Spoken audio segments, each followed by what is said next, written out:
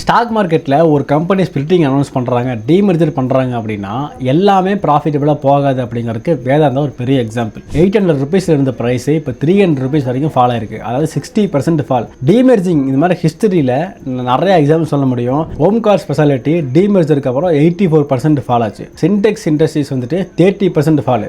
Aditya Birla capital அதுவும் fall ஆச்சு. Aditya group எவ்வளோ பெரிய குரூப் நமக்கு தெரியும், அவங்களாலே கண்ட்ரோல் பண்ண முடியல.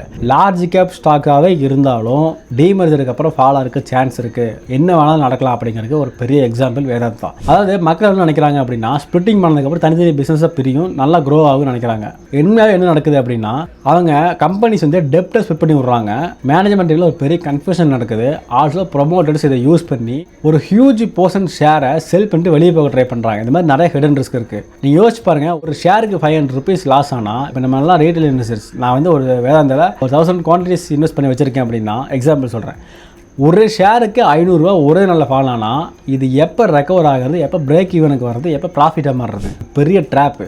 அப்போ இனிமேலாவது நம்ம இந்த ஒரு டீமர்ஜர் நியூஸுக்காக ரியாக்ட் பண்ணாமல் கம்பெனிஸோட பர்ஃபார்மன்ஸ் எப்படி இருக்குன்னு பார்த்துட்டு டீமர்ஜருக்கு அப்புறமா பேலன்ஸ் ஷீட், கேஷ் ஃப்ளோ இதெல்லாம் செக் பண்ணிவிட்டு அவங்க ஸ்பிளிட்டிங் பண்ணதுக்கப்புறம் பிஸ்னஸ் எப்படி ரன் ஆகிட்டு இருக்குன்னு செக் பண்ணிட்டு தான் நம்ம உள்ளே போகணும் அப்படிங்கிறத கேர்ஃபுல்லாக இருங்க. இந்த மாதிரி ஒரு ட்ராப்பில் தயவுசெய்து போய் மாட்டிக்காதீங்க. எப்போவுமே மார்க்கெட்டில் எந்த ஒரு நியூஸுக்குமே சடன் ரியாக்ட் பண்ணாமல் வெயிட் பண்ணி ரியாக்ட் பண்ணுறது தான் நமக்கு நம்மளோட இன்வெஸ்ட்மெண்ட் சேஃபாக இருக்கும் அப்படின்னு நம்ம புரிஞ்சுக்கணும். ஓகே, தேங்க்ஸ் ஃபார் வாட்சிங் கைஸ். தேங்க்யூ.